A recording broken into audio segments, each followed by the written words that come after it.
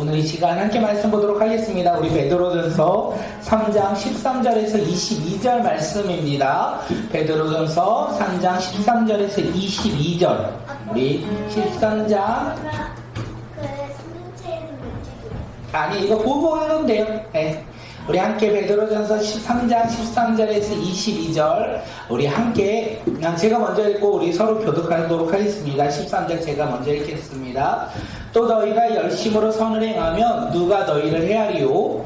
그러나 너희를 위하여 고난을 받으며 믿는 자니 그들이 두려워하는 것을 두려워하지 말며 근심하지 말고 너희 마음에 그리스도를 주로 삼아 거룩하게 하고 너희 속에 있는 소망에 관한 이유를 묻는 자에게는 대답할 것을 항상 준비하되 온유와 두려움으로 하고 선한 양심을 가지라. 이는 그리스도 안에 있는 너희의 선행을 하는 자들로 그 비방하는 일에 부끄러움을 당하게 하려 합니다. 선을 행함으로 고난받는 것이 하나님의 뜻일진데 악을 행함으로 고난받는 것보다 나으리라. 그리스도께서도 단번에 너희를 죄하려 위하여 죽으사 의인으로서 우리의 자를 대신하셨으니 이는 우리를 하나님 앞으로 인도하려 하심이라. 육체로는 죽임을 당하시고 영으로는 살리심을 받으셨으니 그가 또한 영으로 가서 옥에 있는 영들에게 선포하니라. 그들은 전에 노아의 날 방주를 준비할 동안 하나님이 오래 참고 기다리실 때에 복종하지 아니하던 자들이라. 방주에서 물로 말미암아 구원을 얻은 자가 몇 명뿐이니 겨우 8명이라.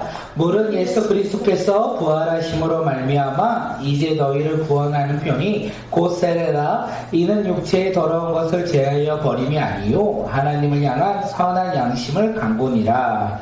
그는 하늘에 오르사 하나님 우편에 계시니 천사들과 권세자들과 능력들이 그에게 복종하니라. 아멘. 오늘 말씀의 제목은요, 모든 것이 예수로부터입니다. 모든 것이 예수로부터. 우리 삶의 행복도 예수로부터고, 우리 삶의 고난도 예수로부터고, 우리 삶의 그 어떤 것도 예수로부터 시작되지 아니한 것이 없다라는 것을 우리가 깨닫고 살아가는 주의 자녀들이 되길 간절히 소망합니다. 복 받는 거 어떠신가요? 복 받는 거 좋아하시나요? 네, 우리는 복 받는 걸 좋아합니다. 복을 준다라고 이야기했을 때 거절하는 사람을 우리는 볼 수 없어요. 우리 한국 사람들은 다 복 받는 것을 좋아합니다. 저도 그렇고 여기 계신 분들도 그렇고 우리 다음 세대 자녀들도 그렇지 않을까 생각합니다. 누군가가 우리에게 복을 준다 했을 때 우리는 감사함으로 그 복을 받고 싶어하는 것이 우리의 삶이라는 것을 이야기합니다. 그런데 오늘 본문에서 사도 베드로가 복에 대해서 이야기를 합니다. 흩어진 나그네들, 이 베드로전서에 지금 읽고 있는 저자가 누구냐면 소아시아에서 흩어진 나그네들, 예수 그리스도를 믿음으로 흩어진 나그네들, 그들에게 너희가 복이 있다 이렇게 이야기하고 있어요. 너희가 복이 있다. 야, 너희들 복을 받을 거야. 그런데 그 복을 받기 전에 어떤 것들이 일어나는지 우리 14절 말씀을 한번 읽도록 하겠습니다. 베드로전서 3장 14절 함께 읽겠습니다. 시작. 그러나 의를 위하여 고난을 받으서 복이 있는 자니 그들이 두려워하는 것을 두려워하지 말며 근심하지 말고. 여기서 복을 받는 사람, 복이 있다, 복이 있는 자 이렇게 이야기하는데 복이 있는 사람은 누구입니까? 의를 위하여 고난을 받으면 복이 있다 이렇게 이야기하고 있어요. 의를 위하여 고난을 받는 사람이 복이 있다 이렇게 이야기하고 있는 거예요.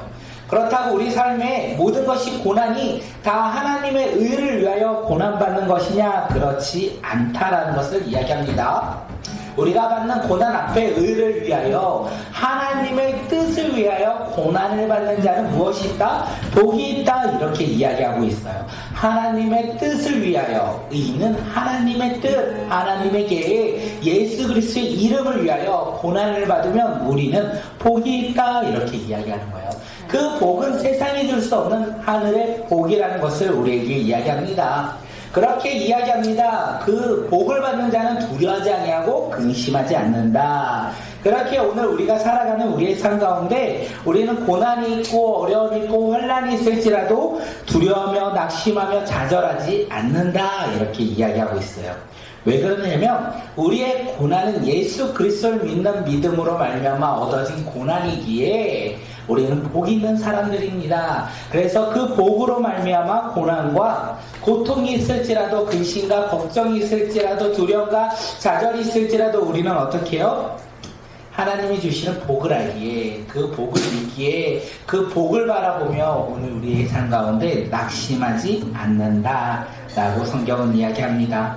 그렇게 오늘 우리의 삶 가운데 힘들고 어려움이 있을지라도 우리의 삶 가운데 두려움이 있을지라도 우리는 그 고난으로 말미암아 좌절하고 절망하는 자들이 아니라 하나님이 우리 가운데 주실 복을 바라보며 또한 주신 복을 누리며 살아가는 주의 자녀들이 되길 간절히 소망합니다.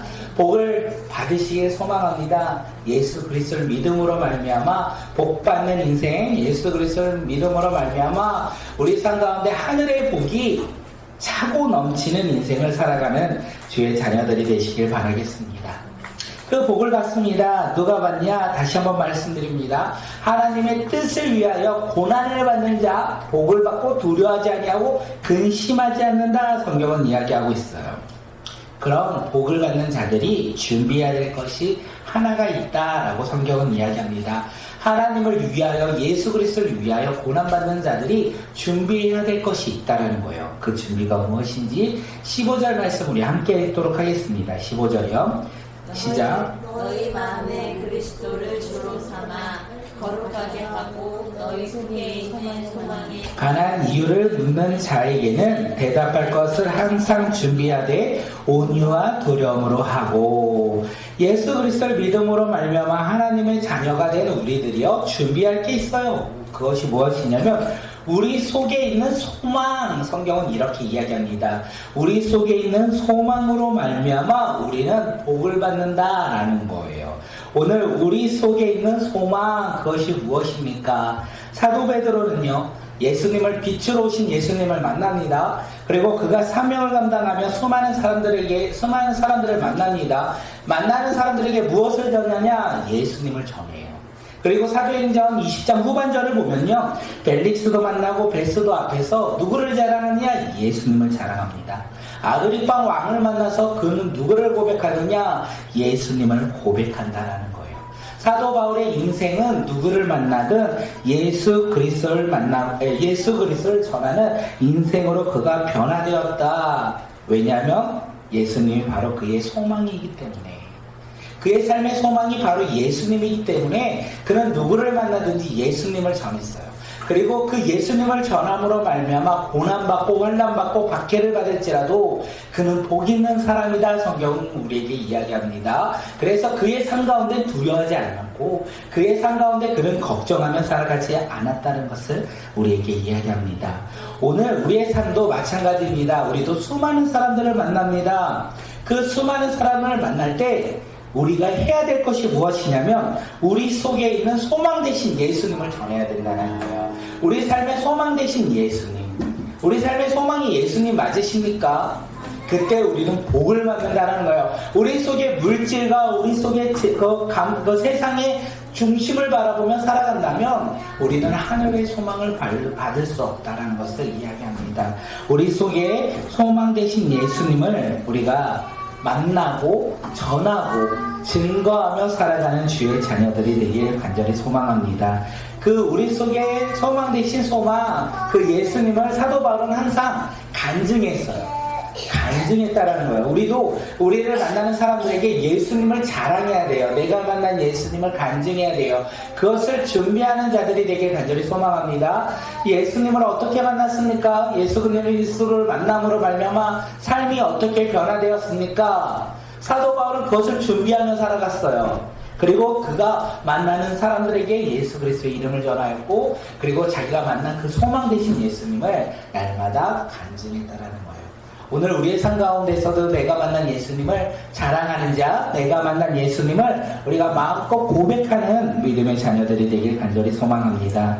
그것이 바로 우리 속에 있는 소망 되신 예수님, 그로 말미암아 우리가 복을 받는 믿음의 자녀라는 거예요. 사도 바울은 이렇게 이야기합니다. 그러면서 뭐라고 하냐면 세례에 대해서 이야기를 해요. 세례. 그래서 옛적에 노아가 방주를 지을 때 하나님께서 아직 심판하기 전에 순종하지 않았던 사람들은 물에 빠져 죽고 물에 빠져 죽지 않은 사람은 몇 명이었다? 8명이었다라고 성경은 이야기합니다. 노아가 방주를 만들고 그 방주 안에 들어간 8명은 물의 심판 가운데 그들은 구원받았다라고 이야기를 해요. 그 물이 어떤 물이냐? 구원을 주는 물이라는 거예요. 예수님을 믿지 않는 자, 하나님의 말씀에 순종하지 않는 자는 그 물로 심판받았고, 하나님을 믿음으로 순종한 8명은 어떻게 해요? 그 물 가운데 구원을 얻었다는 것을 우리에게 이야기합니다. 그러면서 베드로 사도가 이야기하죠. 3장 21절 하반절. 3장 21절 하반절 우리 함께 말씀 읽겠습니다. 시작. 곧 세례라 이는 육체의 더러운 것을 제하여 버림이 아니요 하나님을 향한 선한 양심의 강구이니라. 아멘. 세례는요 물의 씻음, 우리의 육체의 씻음이 아니라 영의 씻음을 의미하고, 세례는요 내가 홀로 살아가는 것이 아니라 그리스도 예수와 함께 연합하며 살아가는 것을 우리에게 의미합니다. 다시 말해서 예수 그리스도를 믿음으로 세례받아 우리는 어떤 자녀로 변화되냐? 하나님의 자녀로 변화되었다라는 거예요. 그래서 우리의 마음 가운데 이제 하나님의 선한 양심, 하나님의 구원의 소망을 가지고 살아가는 주의 자녀들로 변화되었다. 그 변화된 사람들의 모습, 어떤 모습이겠습니까? 세상을 쫓아 살아가는 자들이 아니라 하나님의 말씀을 쫓아 살아가는 자, 하나님의 뜻을 구하며 살아가는 자로 변화되었다라는 거예요. 우리 삶 가운데 구원의 물이 있습니까? 우리 삶 가운데 세례의 기쁨이 있습니까? 우리가 세례의 기쁨이 있다면 우리의 삶 가운데 하나님의 뜻을 바라보며 예수 그리스도가 우리의 삶의 산 소망이라고 우리가 날마다 고백하며 살아가는 삶이 아닐까 생각되어집니다. 오늘 말씀의 제목은 모든 것이 예수로부터였어요. 고난도 예수로부터 말미암아, 그리고 우리의 삶 가운데 연합도 승리도 모든 것이 예수로부터예요.